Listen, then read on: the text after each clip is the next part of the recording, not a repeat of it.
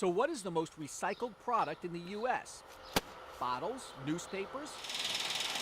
How about automobiles? The vehicle recycling business has come a long ways from the old rusty junkyards of the past. Today, according to the U.S. Environmental Protection Agency, 95% of all automobiles are recycled, beating out aluminum cans, paper, and plastic containers by wide margins. As you can see, these are no longer roadworthy, but there's a lot of good components left on them.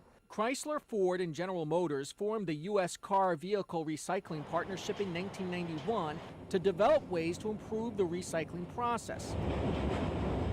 This year, each of the estimated 11.4 million cars and trucks that will come to the end of their road in this country will be 84% recycled by weight.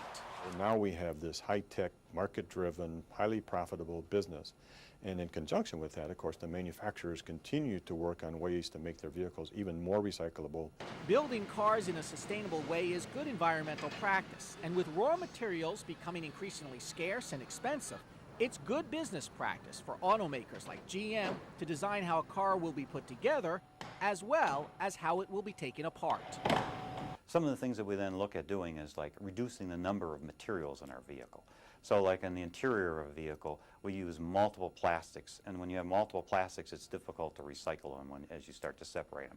We've narrowed it down to now 3 major plastics that we're trying to really use in the area, and so that allows and makes it more efficient for recycling at the end of the vehicle.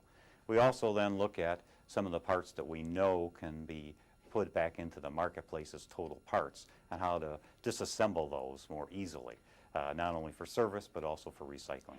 Auto recycling is the 16th largest industry in the country, a profit-making $25 billion a year business, which means you won't have to separate your car yourself when you're done with it.